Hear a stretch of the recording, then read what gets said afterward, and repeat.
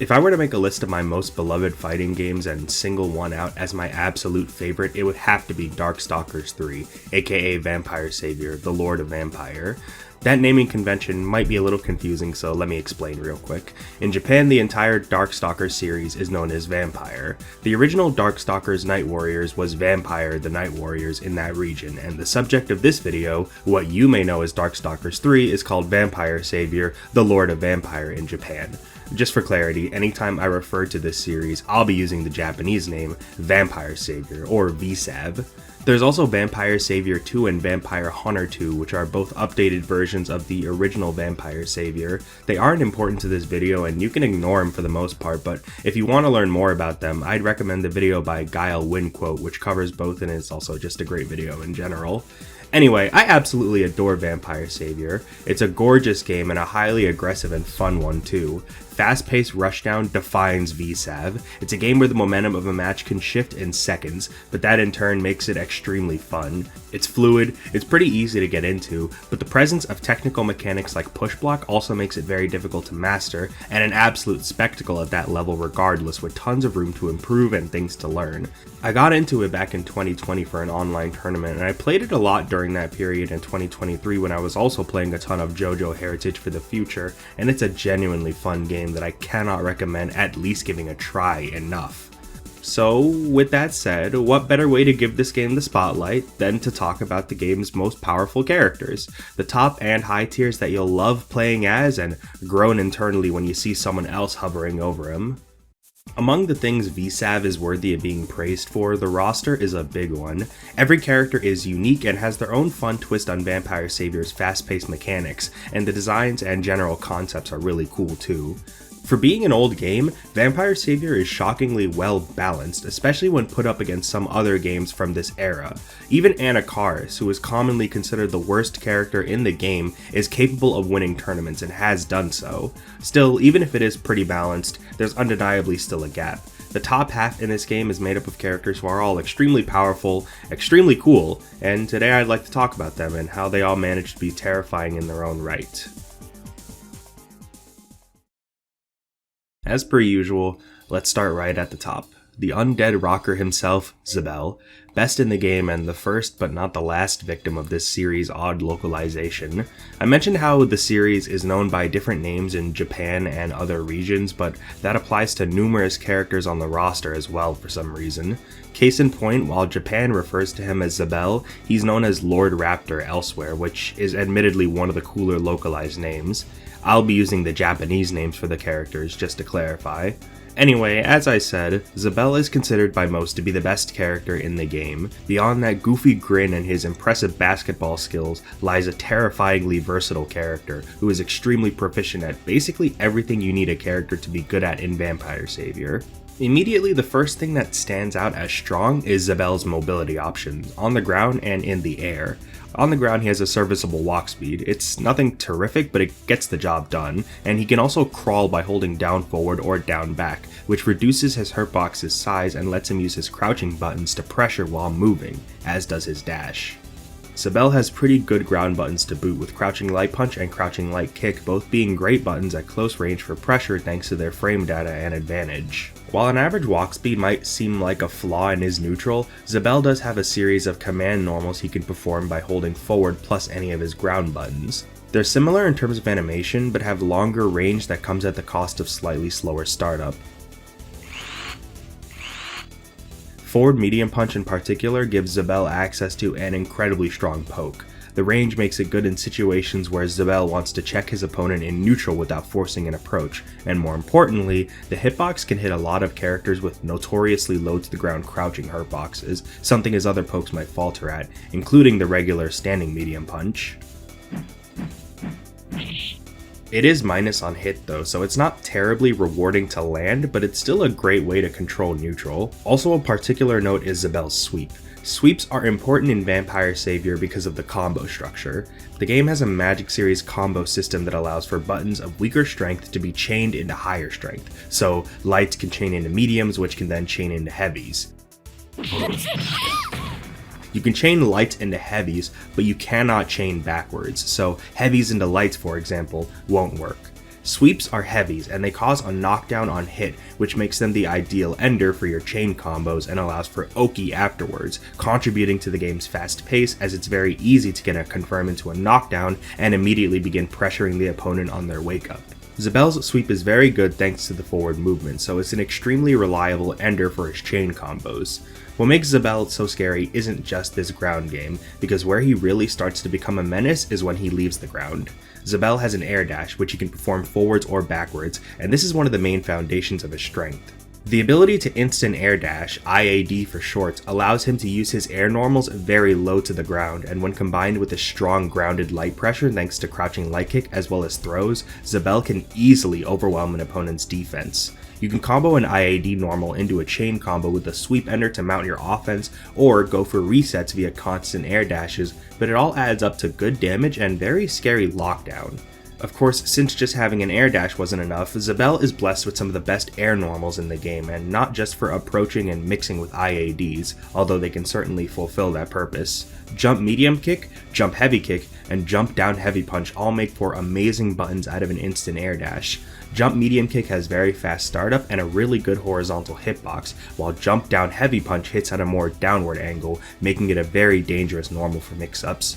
Jump heavy kick is multi-hitting, and while this does make it a bit easier to push block or guard cancel, that also makes it easier to confirm into big damage. There's also jump light kick, which may be his best normal period, although for slightly different reasons. We'll get into that later, I promise. Zabel's buttons give him amazing air-to-air potential as well, which is very important in a game like VSAV, and in matchups against particularly jump-happy characters, it'll do you well to use them alongside anti-airs like crouching heavy punch and standing heavy punch. This unrelenting mobility and rushdown also allows him to excel at chasing rolls, which is a major defensive option in Vampire Savior. After getting knocked down, characters can roll forwards or backwards in addition to a neutral wake-up.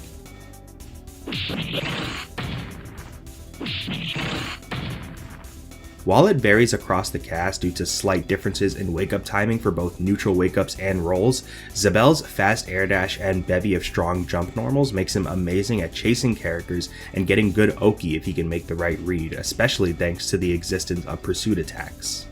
Zabel's throw game warrants some discussion. He's able to make use of what's known as the throw option select, OS for short. An OS is, to put it simply, doing one input that performs multiple actions. In this case, since Vampire Savior's throws are all proximity based, you could input a throw with the grab coming out if close enough and a button coming out if not close enough.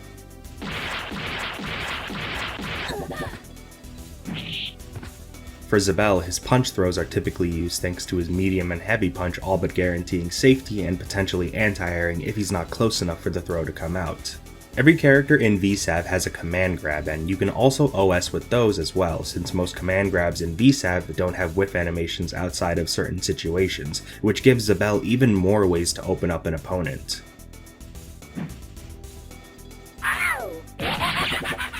The constant barrage of mix-ups Zabel can hit you with is already bad enough, but if he manages to open you up, which he probably will at some point, he can net an absolute grip of damage, and I don't just mean through his chain combos. Zabel has access to Evil Scream and Death Voltage, which are EX moves that cost meter. I should mention now that EX moves are what this game calls its supers, and that the enhanced versions of special moves are referred to as ES moves. I'll just be calling EX moves supers for the sake of simplicity. Anyway, both Evil Scream and Death Voltage do a lot of damage, allowing Zabel to cash out for huge reward with minimal cost considering they're both only a single bar. You can confirm into them off of most jump-ins quite easily, which makes his constant barrage of IAD mix-ups even scarier. As for grounded confirms, Death Voltage will pretty easily combo out of anything that can be special cancelled, but Evil Scream is significantly slower to start up. Death Voltage is 7 frames and Evil Scream is 16. This means it normally won't combo off of Zabel's lights, which isn't ideal due to how important crouching light kick is in his high-low mix. The only way to do light confirms into Evil Scream is to link his lights into themselves and make use of Renda bonus. Renda bonus causes light normals to gain extra frame advantage when linked into themselves. Crouching light kick into Evil Scream does not combo, but crouching light kick into Evil Scream will combo. Evil Scream does more damage than Death Voltage, so it's generally the preferred ender, but in situations where Zabel is comboing a character whose crouch is very low to the ground, Evil Scream will actually whiff, which makes Death Voltage the preferred ender.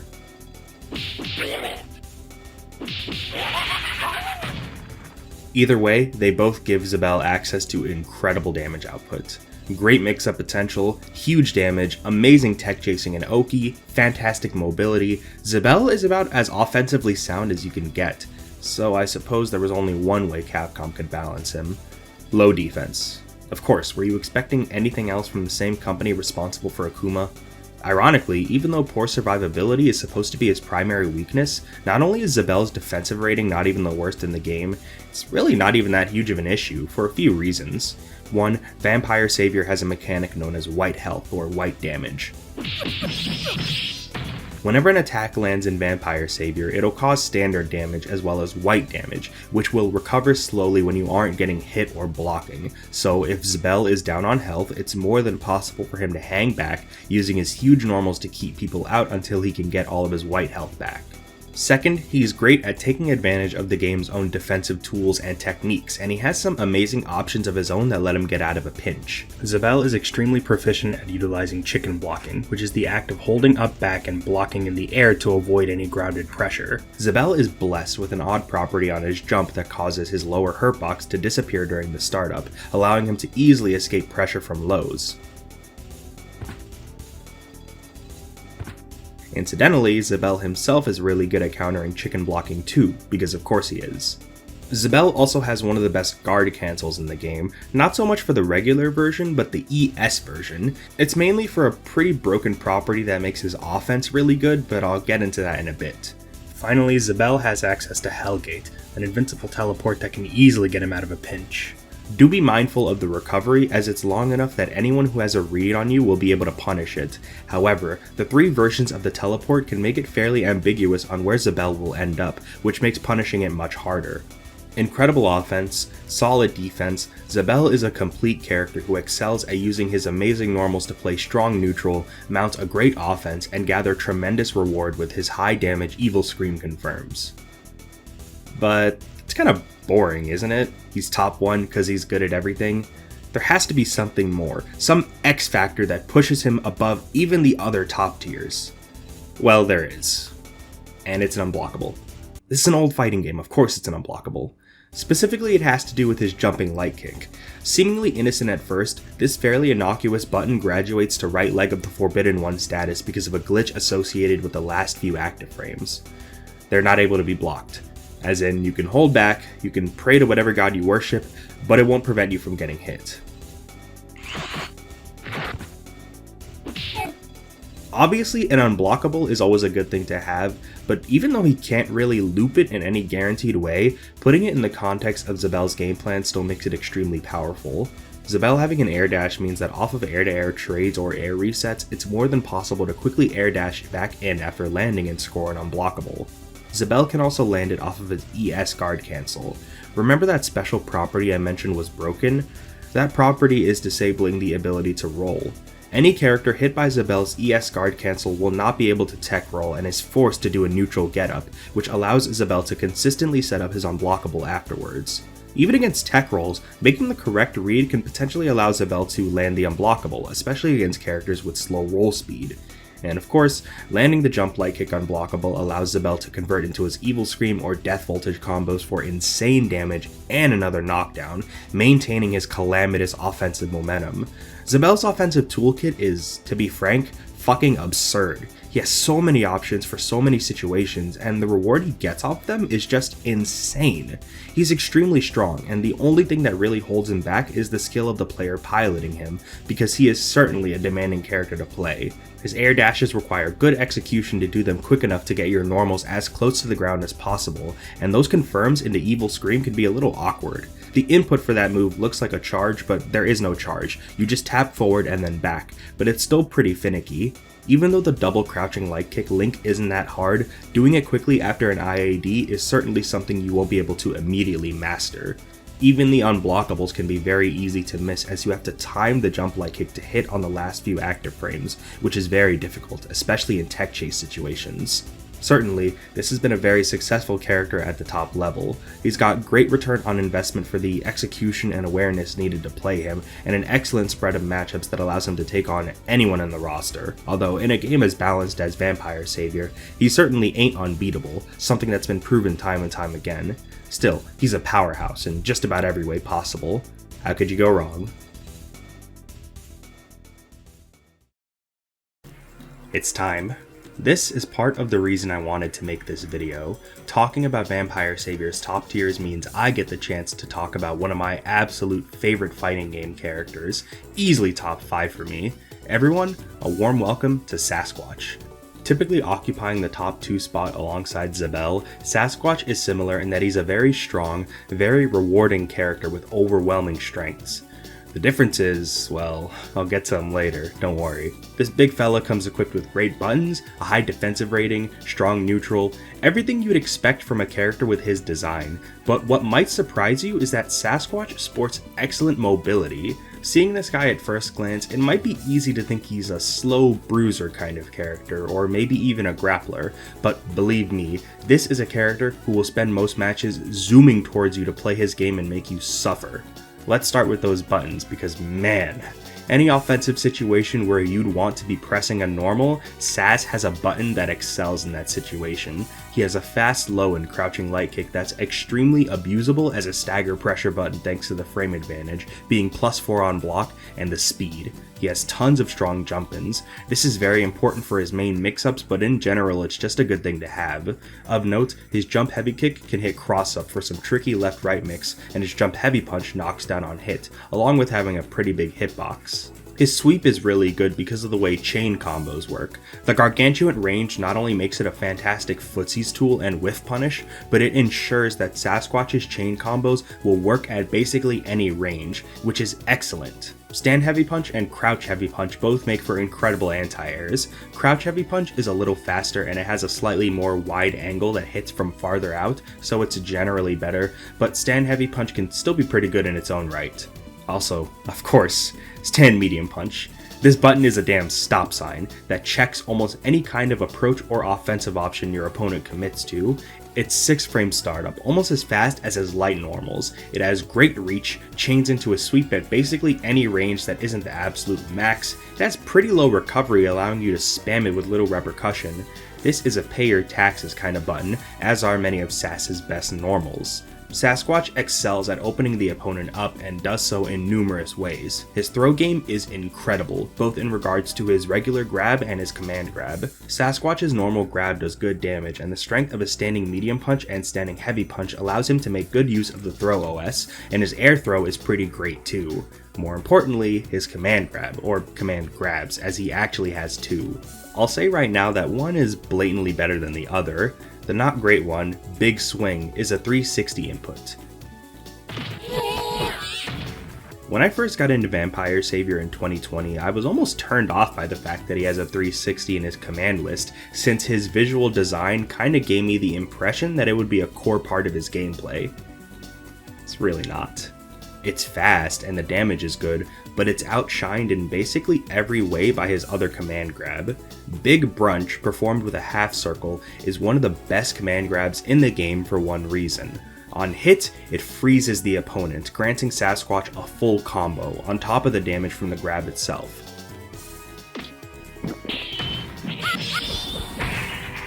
A quick confirm into ES Big Typhoon can grant Sasquatch 40 to 50%, all because you decided to block. Is that fair? Now, to be fully transparent, this command grab does have some issues. The opponent can mash while they're frozen, and if they mash quick enough, they'll escape the ice. If you aren't fast enough, you may end up missing out on a lot of damage. There are differences in how far some characters are spit out, as well as how long it takes for some to mash out of the ice, which means certain characters can be very tricky to combo. The ES version of Big Brunch does leave the opponent frozen for longer, so that gives it some merit to be used in certain matchups over the meterless version. Finally, Big Brunch is unique because while most command grabs either don't have a whiff animation at all or will only trigger it when jumped out of on the last frame, Big Brunch's whiff animation will always play out when it doesn't connect, and it's quite lengthy too. Despite these flaws, it's still a great option. Besides this, and using Big Typhoon for combos as well as whiffing Big Breath to build meter, Sasquatch's primary special of use is Big Towers. Oh, this move. What can I even say? The normal towers give Sasquatch yet another good anti-air option, albeit one with an awkward input. Sometimes I found myself getting this accidentally when trying to anti-air with Crouching Heavy Punch, which can be pretty damn annoying, especially when Big Towers whiffs or is blocked. The ES version? This right here is a move that makes us cry in happiness of its existence.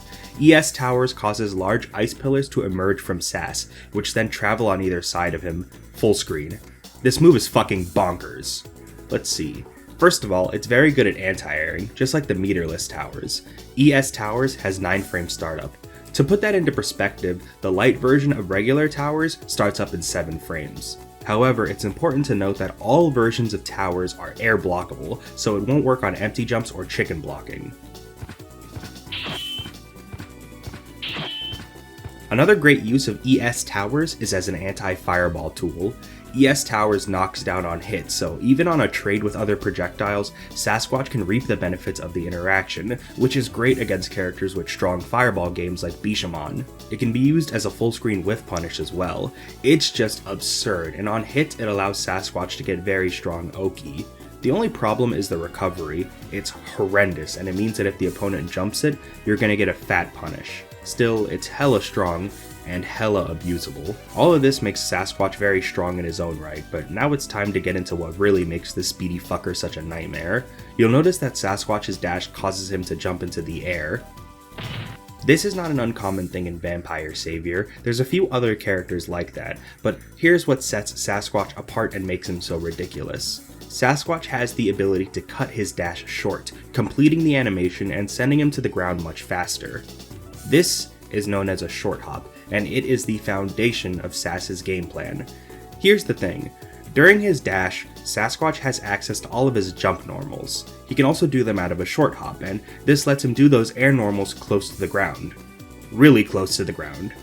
So close that reacting to, say, a jump medium punch, which is an overhead, versus a crouching light kick, which hits low, basically becomes impossible. You see where this is going. Using short hops, Sasquatch can assault you with high-low mix-ups and disgustingly fast overheads, but what makes it so strong is that both high and low convert into a combo, which leads into a knockdown, which starts the cycle all over again. 3 or 4 wrong guesses later, your first life bar is gone. Obviously the ability to tech roll makes this a little less oppressive than it could have been, but the speed of short hops allows Sasquatch to tech chase with the best of them, giving him the opportunity for more high-lows as well as potential cross-ups based on the opponent's roll direction. Sasquatch's combos do very impressive damage, even on his basic chains, and he's great at whittling down white health. You add that in with his strong throw game and you have a character who will just fucking bully you. Once he's got you locked down, there's really not much you can do aside from block and hope you guessed right. You can push block, but never minding his grabs being a potential counter, his short hopped air normals are done so close to the ground that oftentimes push blocking them will still leave Sasquatch plus on block and very close to you. Anti-airing the short hops is more than possible too, but the risk-reward of an anti-air hitting a short hop versus a short hop normal actually connecting is skewed pretty harshly in the Squatch's favor. To really seal the deal, Sasquatch is an absolute tank. He's tied for the second highest defensive rating in the game, so he can take an absolute beating, and his Dark Force is a solid option too. Dark Forces are installs that, for 1 bar, allow access to different power-ups depending on the character, as well as invul on startup, and Sasquatch's allows him access to super armor, which is handy for escaping corner traps. He's one of the few characters in the game with 2 Dark Forces. Besides the super armor, he can summon a bunch of penguins. This one isn't very useful. The kicker is that, while Zabel requires good execution to take advantage of his myriad of offensive options, Sasquatch does not. I'm gonna be real, as a Sass player myself, this character is plug and play. Short hops can be difficult to perform consistently, but the timing isn't that hard to get down with some practice. His game plan is very simple, and at a low level of play, he fucking mangles people pretty easily for not much effort. Despite his game plan not having that many layers beyond what works against inexperienced players, it remains effective at the top level because of Sasquatch's strength, and more importantly, his consistency. Despite this, there are some more advanced offensive decisions that top-level Sasquatch players tend to make that extend beyond just short hop pressure. For example, using his normal dash to link multiple buttons on block since it throws off people's push block timing. He operates how he operates. He doesn't really need any more than what he has when it comes to mixing people's shit, and extra tools like ES Towers and Big Brunch are the icing on top of the delicious frozen cake. Despite these strengths, he does indeed have some issues. Notably, his fat hurtbox is very wide, rendering him liable to be bullied on offense more than others. He doesn't have much in the way of reversals, nothing like Zabel's Hellgate, but he usually gets by just fine with universal stuff like his decent ES guard cancel, as well as push block, which he can get great reward off of thanks to short hops. He's also fairly slow outside of short hops, with poor walk speed and a not so great jump, so his approach options are rather limited. There's definitely something to be said about the overly simple nature of his game plan, but it's hardly a noticeable downside when that game plan is just so damn strong.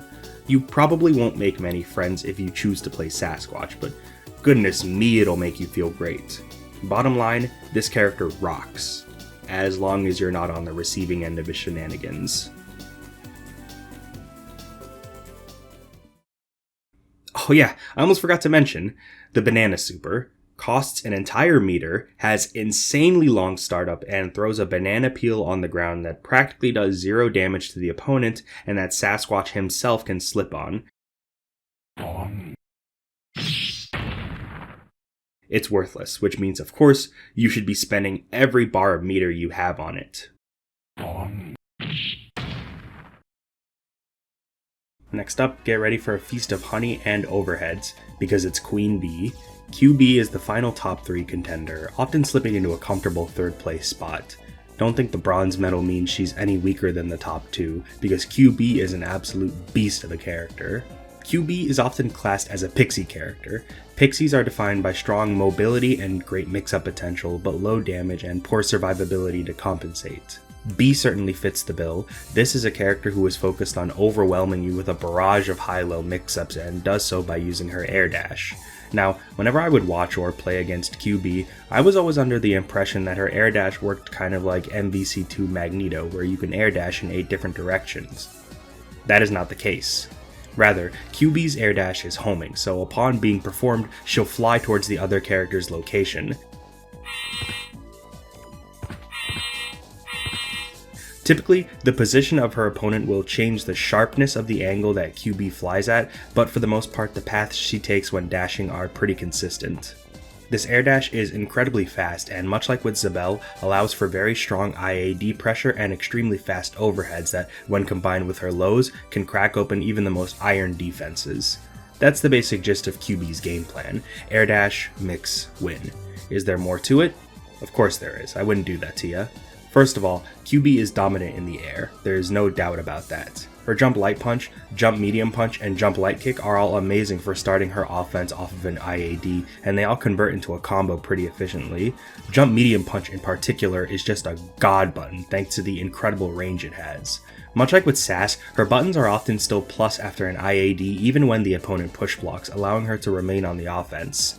However, QB's air dominance is matched by a very strong ground presence thanks to her fantastic ground buttons. In order to mix up her approach, she has access to lots of incredible grounded pokes. Stand medium punch is pretty fast, it has great reach, and it can be used during a dash to add extra distance.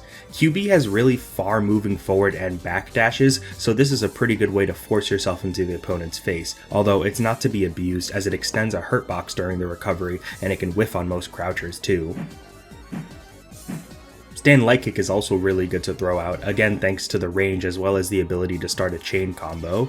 More importantly, crouching medium punch and crouching medium kick. These are both 7-frame buttons with great range, giving them utility as pokes. Crouching medium punch hits low, which is a bit weird to me, although that might just be my Street Fighter brain talking, while crouching medium kick doesn't threaten the possibility of mix by hitting low like medium punch does, but it more than makes up for it with better frame advantage on hit and block. It's a great pressure tool as a result, and also a good combo ender when you need it to be. Besides ending combos with her sweep like most characters, QB typically wants to combo into her hit grab, catch and release.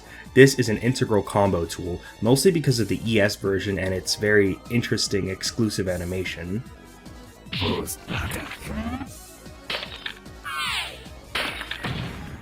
The knockdown situation here leaves her insanely plus, allowing her to do pretty much anything she wants. The ideal follow-up after an ES catch and release combo is to throw Queen Jelly, which is a downright oppressive neutral end setup tool. This honey bubble will travel in a diagonal path and change directions if it hits a wall or a ceiling.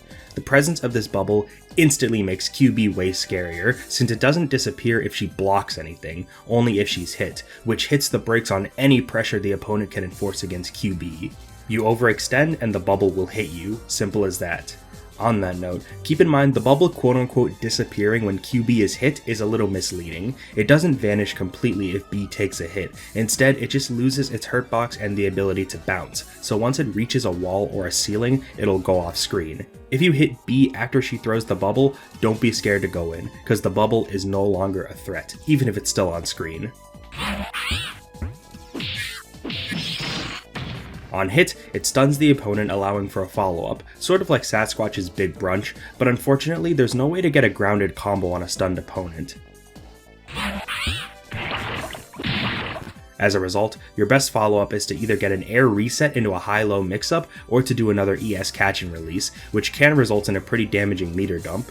QB's command grab is great, as it basically sends the opponent full screen, so it has excellent corner carry, and it allows for another free Queen Jelly toss too, although unfortunately she doesn't get the best use of the throw option select. She has no kick throw, so OSing with stand medium kick, her best normal anti-air, is out of the question, and neither her stand medium punch nor stand heavy punch are very suitable anti-airs at throw range, on top of her stand heavy punch kinda just being butt. Still, it's always an option. Air dashes are usually the most common way for QB to traverse the screen, but she also has a float she can perform after a jump. This little float's strengths are more subtle than the air dash, but it's a really great tool to have. You see, whenever B jumps, most people are expecting an air dash, so the float can be a great way to mix up your approach and mess with the opponent. It may not be as flashy as the air dash, but proper use of this float makes B an even bigger threat than she already is. This B is fast and annoying as hell to swat. Her offensive pressure is some of the scariest in the game, and with the right amount of meter, she can easily loop it to keep you in the blender. Also, her crouching hurt box is really small, allowing her to duck under tons of different buttons, and she's the only character in the entire roster with 3 different wake-up timings. Most characters have a timing for their neutral wake-up and 1 timing for both recovery rolls, forward and back, but for some reason QB's forward and back rolls have different frame data, meaning she's harder to tech chase because you have 3 timings to keep track of instead of the standard 2. Very annoying, believe me. She's simple, but very good at what she does to boot. Unfortunately, she does have her fair share of problems that makes her game plan a little awkward in some areas. Besides low health, which same things as Zabel apply to her, the biggest issue that plagues B involves the spacing of her 2 most common combo enders, her sweep and catch and release. Even though her sweep is obviously an important normal for her, it also kinda sucks. A stinging combination of a small hurt box and little travel distance, despite being a slide, leaves this sweep with pathetic range. The reason this is a problem is because oftentimes during a chain combo, QB will be left at a range where her sweep straight up won't reach, causing it to whiff and the combo to drop. It's so damn annoying. Similar issues can crop up with catch and release. As a result of this, you're often forced to end B's combos with crouching medium kick instead of the sweep, but thankfully, that button is plus enough on hit to allow B to keep her turn, and the lack of knockdown means she doesn't have to bother with chasing tech rolls, which is admittedly a decent trade-off. At the end of the day, B's playstyle is structured in a way that having to do tricky resets instead of finishing a combo is hardly a deal breaker, but it also does mean her damage output is lower than average, especially when put up against Sass and Zabel. I suppose that's why she's considered the pixie of this game. The tracking nature of her air dash can also be a double-edged sword. Without the luxury of a consistent air dash path, you often have to adapt on the fly to your opponent's defensive decisions when doing your pressure due to the prominence of chicken blocking, as QB will follow your opponent into the air when doing the air dash.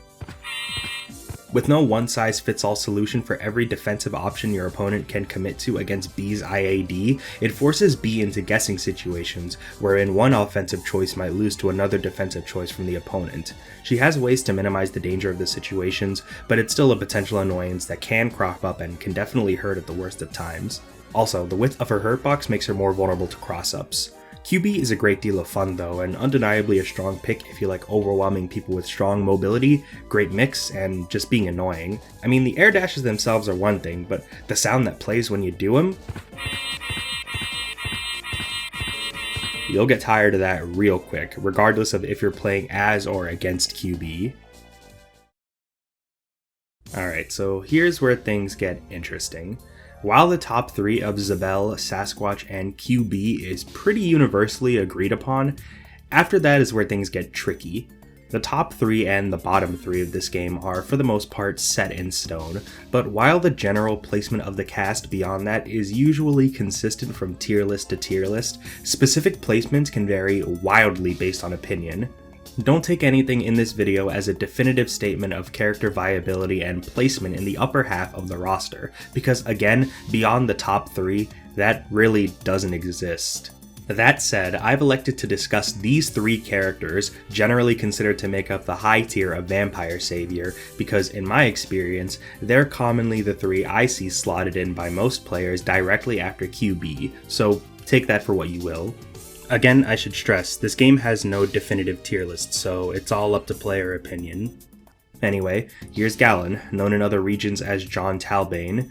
I think I'm in the minority that doesn't find this name nearly as cool as most people do, but the character himself is very strong, with a fairly simple game plan, but a strong set of tools to execute it. One of Galen's defining aspects is his mobility. He doesn't have an air dash, but he's got other tools to make up for it.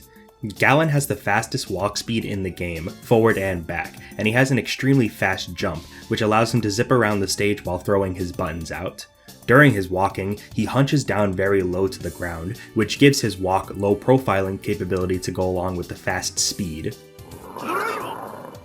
Galen also has access to Quick Move, a rather unorthodox special. It's not meant for offense, not traditionally anyway, since it doesn't do damage. Instead, this move has him perform a small command dash forward. It doesn't have much distance, but the fairly fast recovery allows it to be used as an alternative way to move forwards, as well as a pressure tool, since you can cancel buttons into it to potentially score a sneaky tick throw or otherwise reset your pressure.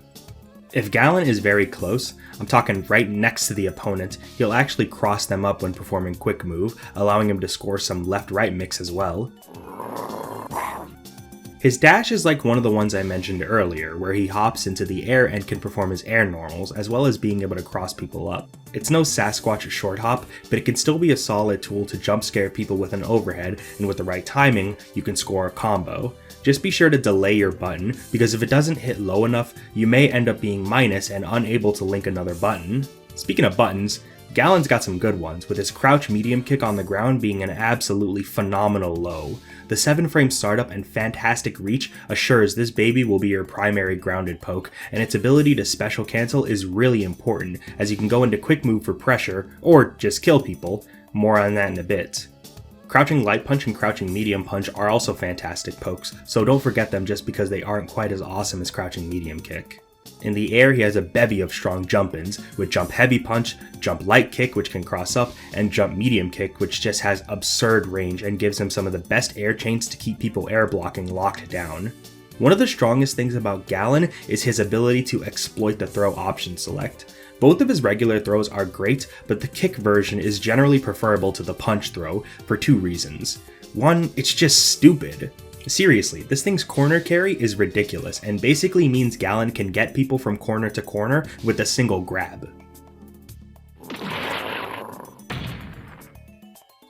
2. Galen has access to Close Heavy Kick. At first glance, it's a pretty unspectacular normal since it has horrendous advantage on block and hit, can't be special cancelled, and it doesn't even hit most crouchers. However, where it shines is as an anti-air, as it'll pretty much swat any jump that's close enough out of the air.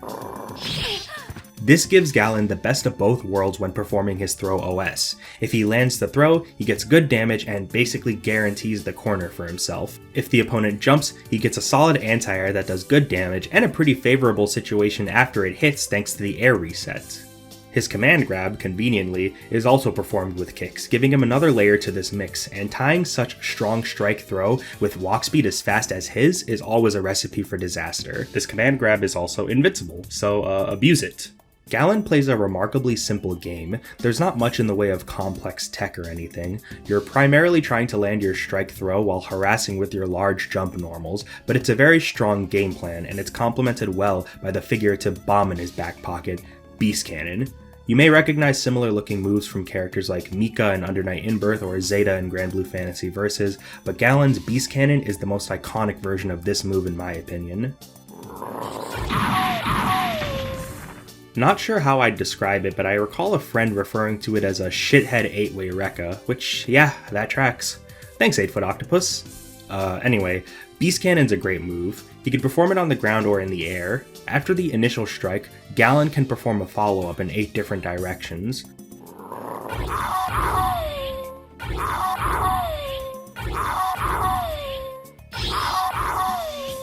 While the ES version is generally the one you want to use, meterless cannon has some merit to being used too. The ground and air versions can both be used as tricky mobility options that are surprisingly safe, since Galen being able to mix up his trajectory on the follow-up makes it tough to actually punish. Air Beast Cannon is also a great tool for combos, since it allows for a juggle into the ES version of Climb Razor.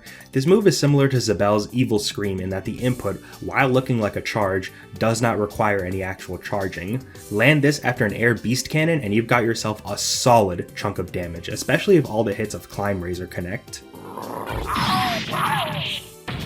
Where things really get silly is with ES Beast Cannon, where Galen is afforded 4 additional follow-ups instead of 1. If you thought regular Beast Cannon was hard to punish, what with Galen being able to redirect his momentum once, now you've got to deal with him doing that shit multiple times. On top of that, all the total 5 hits of ES Beast Cannon can combo together, and while getting all of them to connect can be tough, the damage is incredible. Being able to special cancel this move out of crouch medium kick adds another layer of craziness, giving that already amazing poke a deadly cancel option. This character kills you off low forward cancels, and people call me crazy when I say he'd be a perfect guest character for Street Fighter. Beast Cannon can be used for left-right mix-ups. It's great at catching people who like to jump, it lets him escape the corner pretty easily. This is a fantastic tool overall, and generally what Galen's meter is reserved for, although he does have some other options, such as the aforementioned ES Climb Razor and his full-screen Dragon Cannon. Beast Cannon adds a dangerous option into his kit that greatly expands the effectiveness of his game plan, and he can build meter quite efficiently by whiffing his air buttons. As strong as this is though, it creates a fairly big need for meter on Galen's part. Without the threat of Beast Cannon conversions, his pokes are significantly less rewarding, especially since his sweep, the other ideal combo ender for him, is pretty short ranged and won't always combo out of his chain combo routes, which I'm starting to notice is a more prominent problem in the roster than I thought, and it makes me realize how spoiled I was with Sasquatch. His guard cancel is also not great as it's very slow and it travels at an angle where it'll often whiff against certain buttons, which limits his defensive options. You can salvage the startup invul of his Dark Force and his command grab to get out of a pinch if you're close enough to the opponent, but that also means sacrificing a meter that could have been spent on ES Beast Cannon. Galen's game plan is straightforward almost to a fault, so without ES Beast Cannon, you don't have a ton of extra tricks to throw out. Not that this is a major issue as Galen is still solid enough to compete, but just keep that in mind, especially since Galen's high-low mix-ups aren't even close to being as terrifying or consistent as the top 3. Being a relatively simple character, he's a good way to learn many of the game's fundamentals, and he's also a ton of fun. The walk speed certainly helps with that, and getting a full connect ES Beast Cannon combo just hits different. The Fishman, oh boy. This is a character with a basic game plan that belies an extremely terrifying win condition. Simple on the surface, Aulbath, or Rikuo everywhere else, is a character with a strong but basic set of tools tied together by one particularly fucked up trick that gives him his claim to high tier. Starting at the very basics, Aulbath has a very fast walk speed, behind only Galen and Felicia, and his forward dash is like Zabel's as it goes low to the ground, and I mean real low. This not only lets him low profile like crazy, but it means he's able to use his crouching buttons during a dash.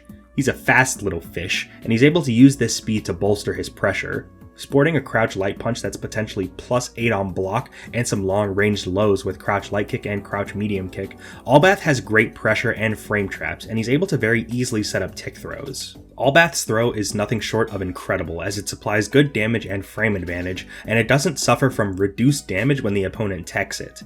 I should clarify that Vampire Savior does not have traditional throw breaking, instead it has a throw soften where teching the throw will reduce the damage and avoid getting knocked down.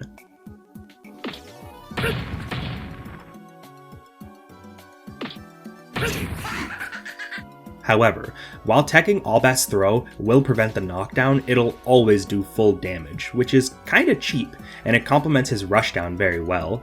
Having 2 command grabs, one of which can side switch, certainly helps too.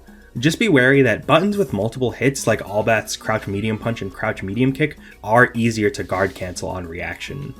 He also has jump down heavy kick, which is kind of like Dalsim's drill. How plus or minus it will be varies heavily based on the height at which it connects, but it's generally a strong neutral tool when spaced properly and can potentially set up instant overheads when changed from his jump light kick.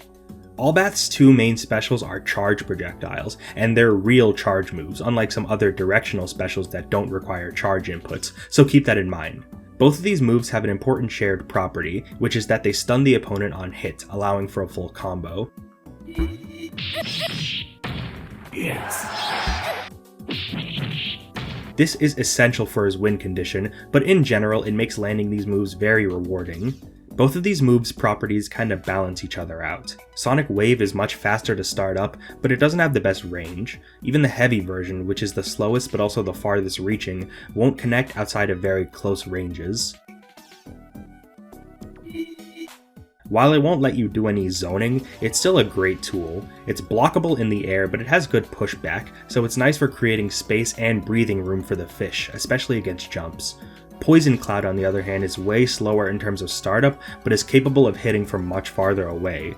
However, this move also has a deceptive visual design, because the actual hitbox only appears on the cloud at the end, not the poison stream. This results in a big dead zone that necessitates use of the proper version at the right ranges, otherwise you're leaving yourself open for a big punish. The combination of strong pressure with his normals and throw, and good projectiles allows Aulbath to remain a threat at multiple ranges while also building lots of meter. Meter he certainly has good uses for. First off, his Dark Force is one of the best ones in the game. During the install period, Aulbath is allowed to travel freely in any direction, although the vertical range he can travel isn't quite as high as QB or Jetta's Dark Forces. More importantly, during this Dark Force, Aulbath is given hyper armor that lasts for the duration of the install. This armor is unbreakable and lets him tank through basically anything, although he still takes damage, and in fact, he actually takes more damage than he would normally, something to be mindful. He also can't be thrown in most situations, but he also loses his ability to throw people. This is a great defensive tool that allows for easy corner escapes, and the best part is that he can still attack while he's riding the wave, which lets him continue his offense and even do his chain combos and special moves, as well as ES moves and supers, and if he wants, he can dismount from the creature he rides on early. Of course, you probably know that's not what makes Aulbath so damn scary, so let's jump right into it. This right here, this is your nightmare in this matchup. This super is called Water Jail, and it's almost single-handedly what makes the fish so messed up. This move will set down a bubble that travels forward slowly. Similar to Queen Jelly from QB, it captures the opponent on hit and it disappears if Aulbath takes damage. Here's the kicker. This bubble is fully unblockable, and while it leaves the opponent in an airborne state, hitting them with Poison Cloud while they're trapped in the bubble will stun them and leave them grounded, allowing for a full combo, which can loop into another bubble after a knockdown. You won't get a ton of mileage out of this just throwing it out willy-nilly, but as an Oki tool after a knockdown, it can make rolling on Wake Up a dangerous gamble. Where the bubble goes from insane to insanely bullshit is in the corner, where it enables disgusting corner traps and unblockable loops. At the proper range, one where the opponent cannot roll past Aulbath and out of the corner after a knockdown, this is where the bubble really shines, because Aulbath has numerous ways to basically make his bubble traps near inescapable. Now here's the thing, the bubble's sprite may look huge, but in actuality, the hitbox is small enough for you to jump past it. An Aulbath who's paying attention ain't gonna let you do that. Typically, the best way to guarantee a hit from the bubble is to make the opponent block or get hit by a normal. Putting them into block stun or hit stun near the bubble effectively makes it impossible to escape, because it can still capture the opponent while they're blocking or getting hit, and after they exit those states, they don't have time to jump out of the bubble or do any invincible moves. It's so fucked up. There are also true meaty bubble setups you can do by using his water pillar super while the opponent is in the bubble, since that move followed by poison gas creates an untechable knockdown the opponent cannot roll out of, but these are extremely expensive in terms of meter. Even without these setups, the bubble is still a great tool for scaring the opponent into doing something the fish can punish and potentially score an unblockable, get a knockdown with a combo thanks to Poison Cloud, and snowball into a win from there. Regardless of what the opponent commits to when they're in the corner with a bubble, Aulbath usually has an answer for it. You can never count him out, because even when down on life or an entire health bar, one knockdown and the corner is all he needs to come back. This is partly why the easy corner escapes enabled by his Dark Force are so good, and it's worth mentioning that he can actually lay down a bubble while Dark Force is active, and bubbles created while Aulbath is in Dark Force mode and on the back of his ride cannot be popped by hitting him.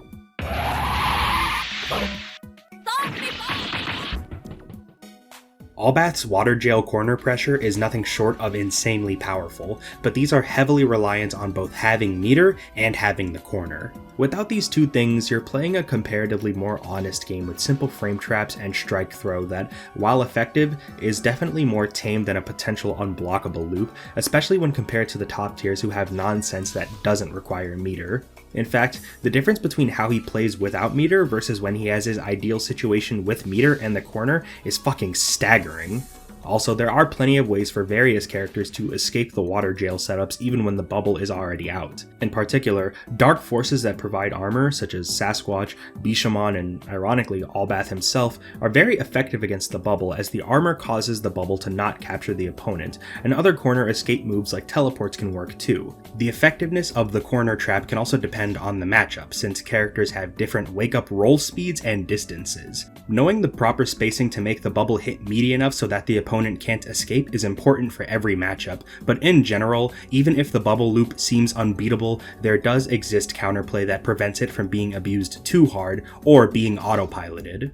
And, most importantly, the opponent can mash to escape the bubble early, although a fast enough poison cloud will usually still hit. The fish's anti-airs aren't that great either. Standing heavy punch might seem like a premier anti-air thanks to the angle, but it's blockable in the air despite being a grounded normal. He has a move that seems to be a DP, Trick Fish, but it's got horrendous startup and, again, is air blockable, so dealing with jumps is a little tough, which definitely ain't a good thing for someone who wants people to be locked in the corner and requires him to make use of air-to-airs like Jump Medium Punch to cover himself in the air. Trick Fish is also his guard cancel, and it's a bad one, unfortunately. He can certainly be a character of extremes in regards to his playstyle, but Mr. Tall, Green, and Handsome has more than enough bullshit to compete. Again, as long as he's got the bubble in his back pocket, you can never truly count him out.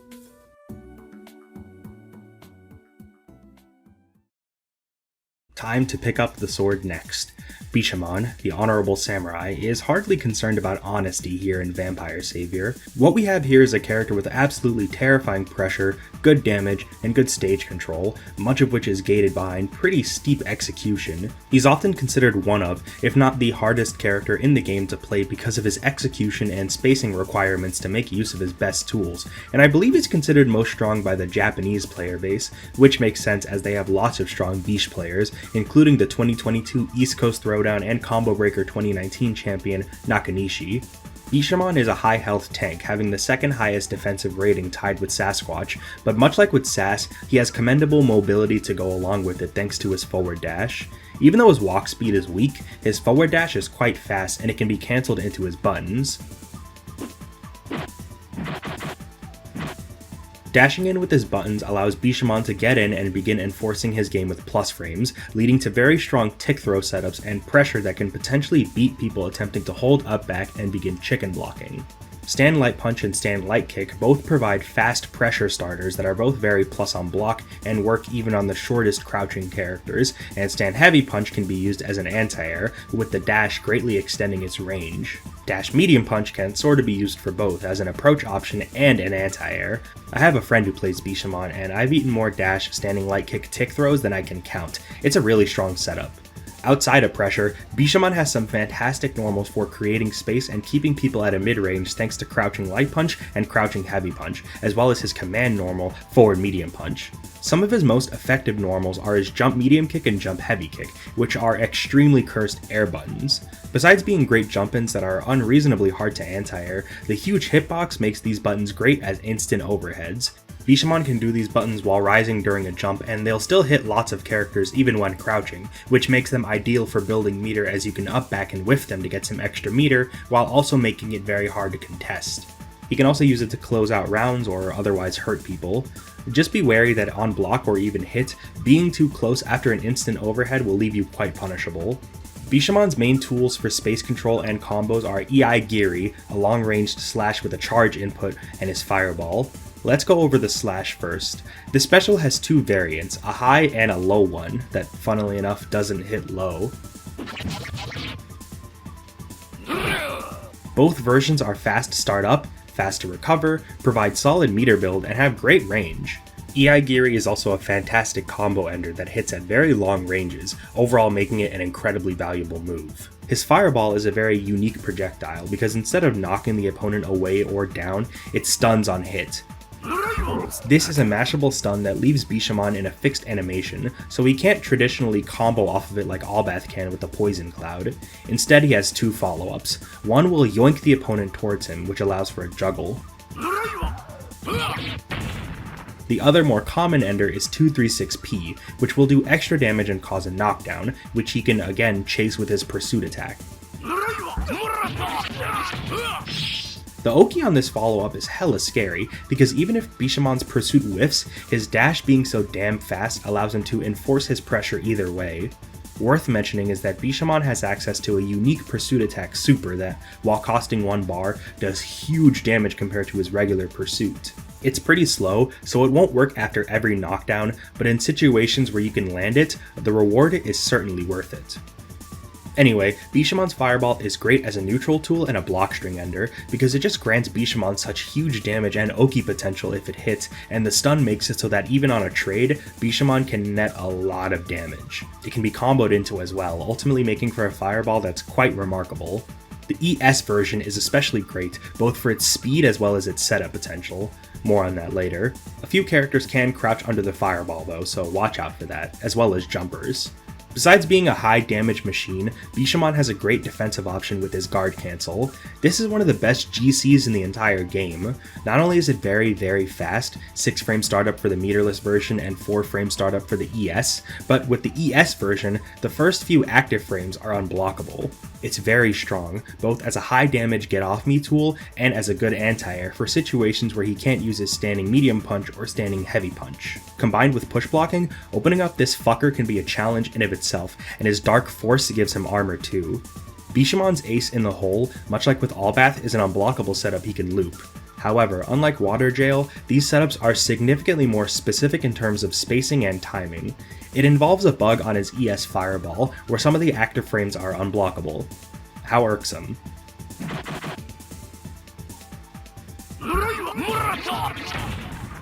After landing the Fireball and the 236P follow-up, Bishamon can potentially land another unblockable and loop the situation, since the 236P Fireball follow-up disables the opponent's ability to roll after it hits, leading to a very consistent knockdown situation. These unblockable loops are very strong and give him huge damage potential, but they're difficult to land because of the very precise spacing, and the distance required varies from character to character. On top of that, there are some characters who straight up cannot be hit by these setups because the Fireball whiffs on them when they're crouching, so they can simply down back to avoid the situation entirely, even after a knockdown. These setups also ideally require Bishamon to have his opponent in the corner to loop, since it's where the spacing becomes easier to gauge, so that's another constraint on top of the difficulty and meter requirement. The unblockable loop can work mid-screen too, but it's just not really practical. His low-hitting Bricks super has a similar quirk which can allow for unblockable setups as well.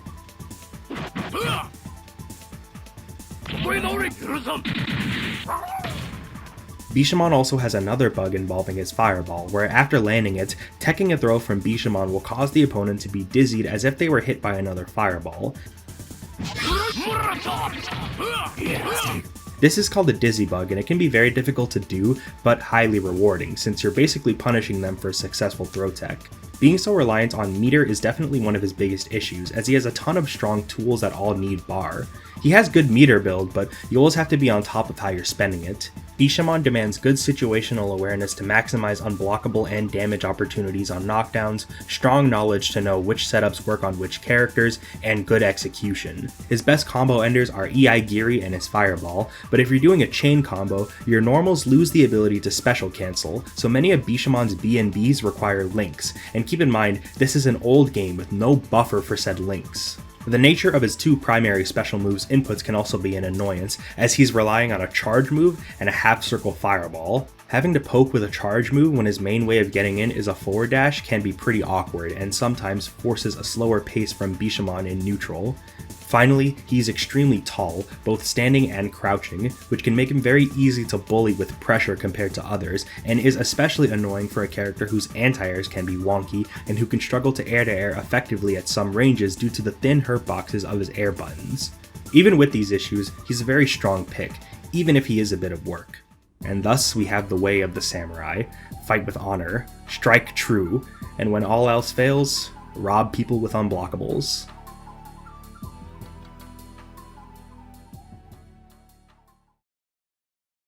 While I mentioned the meta of this game not really being set in stone beyond the top 3, those last 3 characters, Galen, Aulbath, and Bishamon, are typically the most common characters you see being placed in tier lists after Zabel, Sasquatch, and QB. However, there is one more character I want to talk about before ending this video. While Felicia being top 5 is a pretty rare opinion from what I've seen, it is generally agreed she's still very strong and can definitely give the top tiers and other high tiers a run for their money, so I figure we might as well give her the spotlight. In recent years, Felicia has been extremely successful in tournaments. Ailerus has won tournaments like East Coast Throwdown, Combo Breaker, and Frosty Faustings, including the most recent one this year for Vampire Savior, all while repping the Cat Lady in full. She may be considered a less grimy character compared to the craziness of Zabel, Sasquatch, and QB, but she's well-rounded and she can handle just about any situation very well. She actually shares some things in common with Galen. They both have strong strike throw owing to some good grabs, great mobility, a hop dash, and great buttons. Felicia has the second fastest walk speed in the game, only behind Galen, giving her great footsies, and her dash has her become airborne. This allows her to make use of her fantastic air buttons to potentially open people up with quick overheads and score a combo. She has phenomenal strike throw mix, with her normal kick throw and command grab both having incredible corner carry. Her buttons are also just generally really good. She has great pokes like standing medium kick and standing heavy kick, and her sweep, besides being a good combo ender, is also plus on block for some reason, while also having fantastic range that allows it to be used as a consistent chain combo ender. Even though some of these things may make her seem similar to the Wolf, she has more than her fair share of unique strengths that make her a distinct character. Felicia has lots of ways to get in besides dashing and jumping. Cat Spike is a great special for her, as the light version moves her forward and is plus on block, allowing it to be used as a fast and non-committal pressure tool that can potentially set up tick throws.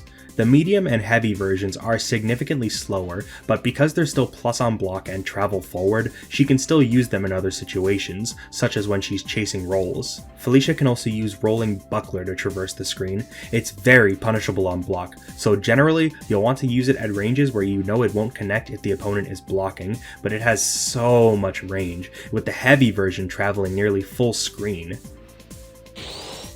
By hitting any button while Felicia is traveling, she'll perform an uppercut, which is what you want to do if it hits, as the normal animation is very minus on hit. The uppercut, though, has great advantage after the knockdown, so it's great as a combo ender for setting up Oki. Much like Bishamon, Felicia has a unique pursuit attack which is better than her universal pursuit in terms of frame data, damage, and the fact that it doesn't side switch. It's got fairly stubby range, but the damage makes it more than worth going for when applicable to the situation.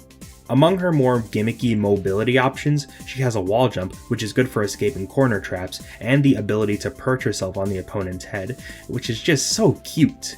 Believe it or not, one of the things that makes Felicia so strong, genuinely, is her anti-airs. Yeah, no shit, it sounds silly, but in a game where you've got Zabel and QB air dashing at you, and Gallons, Bolettas, and other Felicias jumping like crazy, being able to check them in the air is one of the most valuable things Felicia has access to. Standing light kick is a really good one thanks to the range and the incredible hitbox placement, which makes it great at beating jumps from various different ranges.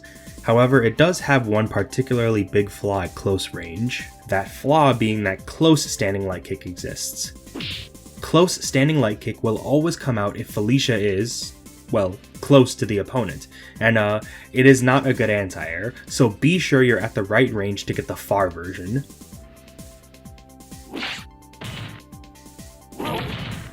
Crouching medium punch can also make for a great one, as can close standing heavy kick, with the latter in particular being a fantastic button for the throw option select. And on the subject of throw option selects, Felicia can use her jump heavy punch, which is a super strong jump in with a great hitbox, to OS with her air grab. This air grab has huge corner carry, so it complements the threat of the button well. Felicia also has the shortest standing hurtbox in the game, which furthers the difficulty of getting in on her with jumping alone, and often forces you to contend with her on the ground. This is especially funny given how strong Felicia's own jumps are, but overall she's fantastic at setting the pace of how her opponent plays. Felicia's hop dash also allows her to use many of these anti-airs to set up a mix-up after they hit, which is really strong and allows her to continue her offensive momentum even after an anti-air. Defensively, Felicia has access to a super called Dancing Flash. The animation is very similar to Rolling Buckler, but it actually has some invincible frames on startup, which can make it a decent reversal. However, it's not a lot of invincibility, so it definitely can be stuffed, so be cautious when using it, especially since it's also unsafe on block. Another strong defensive option in her back pocket is a bug, which allows her to escape guard break situations. Guard breaks occur whenever a ground normal hits an opponent in the air.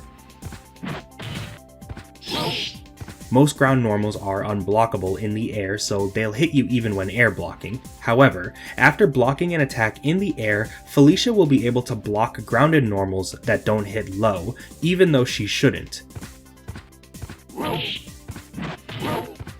This bug is called Cat Guard, and it makes her upbacking just that extra bit more annoying. When the cat really wants to put the hurt on people, her main tool of choice is her Dark Force, where she summons a little mini cat. This cat will run around the screen following Felicia's position, and anytime Felicia does an attack, the cat will jump and come down with a hitbox, assuming it's not already in an animation. Felicia can use this Dark Force for long extended combos and pressure sequences, as well as potential unblockables, greatly improving her offense. Like most Dark Forces, the invul on startup also makes it a good defensive tool, but just be wary that long animation guard cancels or attacks can be used to counter it, since they'll run the timer down. Really, it's hard to fault this character for many things, as she's just so damn solid in so many aspects, and she doesn't have any huge holes in her game plan, but I suppose she can be considered a more honest character. She doesn't have any unblockable loops or any real cheat codes, but her strong tools are fine-tuned to handling even the worst of her matchups very well. She does have one particularly big issue though, which is her horrendously slow wake-up timings, especially for rolling. She's one of the most vulnerable characters when being knocked down because of this, and her rolls are very easy to tech chase compared to other characters. This really sucks, but it clearly hasn't stopped the character from winning big and remaining a strong pick. You won't be unblockable looping people or short hop and IAD 50-50ing them, but you really can't go wrong with picking her if you want to play a good character. And I mean, she is adorable. Just look at this. So sweet and wholesome. And thus, we have this game's top and high tiers. I've wanted to make this video for a very long time, and I'm glad I finally got the chance to do so because I do truly love this game. It's one of my go-tos, and I'm super lucky to have friends who also happen to be Vampire Savior enjoyers and have played the game with me countless times. Looking at this game's top and high tiers was a ton of fun because it's cool to look at how a shared goal of getting a knockdown and starting pressure can have such variety when considering the many different tools all these characters have. I really have gained a new appreciation for characters I didn't know a lot about compared to my mains, like Zabel and QB in this video. Before I close things out, I have to mention that this video would not have been possible without help from numerous Vampire Savior players.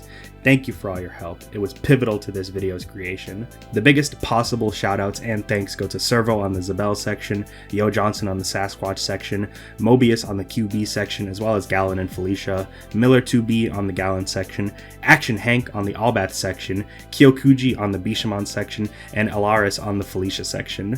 Thank you all so much for the help. Anyway, this has probably gone on longer than it needs to be, so I'm getting out of here and leaving you with the final statement. Go play Vampire Savior! Thank you for watching, have a great night, take care. Goodness me. Sorry about making you sit through that long-winded video. I know it took a long time and I'm really sorry for the wait, but as you could probably tell, this was a video that required more than, just a week in the oven, As I mentioned in the video, I consulted a lot of players for help on the script, and again, thank you so much to everyone who helped me out on this video. I hate bothering people, and I know I probably inconvenienced them, but thank you so much for bearing with me. It means a lot. And also, huge, I forgot to mention this in the video because I'm stupid, but major shoutouts to Vampire Arcadia, which is the channel where they pretty much archive like every major Vampire Savior tournament, as well as like online tournaments and stuff like that. So if you want to watch like your combo breakers, your frosty faustings, your your East Coast throwdowns, anything, that is the channel to go to. So thank you so much for giving me permission to use the footage on that channel, all the tournaments and stuff. Thank you so much. Again, this video would not have been possible without help from numerous other people, so thank you. Again, this is a video I wanted to make for a long time, and I think it wouldn't have been possible without other people's help, so thank you. Anyway, now that long-winded rant is over, let's end this long-winded video by thanking you amazing channel members. Thank you so much for the support. It means the world to me. So here we go. Mwah, figurative kisses. Thank you to Old Man Han, Cammy the Killer, Jazba, Mortis, Arg Seals, Wormy, Terry Hints, Perfect Orange, Pet Shop from Fortnite, Happy the Hap Hap, HPHK, Gundog92, Gerald Say, Loop Zoopler, Loose Chojin, sorry if I mispronounced that, Kira the Stowaway, Raymond ZX200, Nick Toyo, Sonic Frontiers is a good game, Basewire, Power Level Asian, and Isaac the Collector. Again, thank you all so much. It means the world to me. Anyway, now that this video is done, I have a lot of plans in the future, but expect a small break after this, but again, like I said, I have so many plans, so many new videos that I want to make that I haven't really been able to do because I've been having computer issues in the earlier months, but hopefully those are over. I don't want to jinx anything, but it seems like they're over. So yeah, I just plan to keep on cooking. I don't think I'll ever upload anything as long as this for a long time though. I know it's not a huge deal, but again, thank you all for bearing with me through the wait times and everything. I'm starting to ramble now, so I'll probably just end this. Again, thank you all to all my amazing channel members. Thank you to all the players who helped out with this video. I love you all. Have a great night. Take care.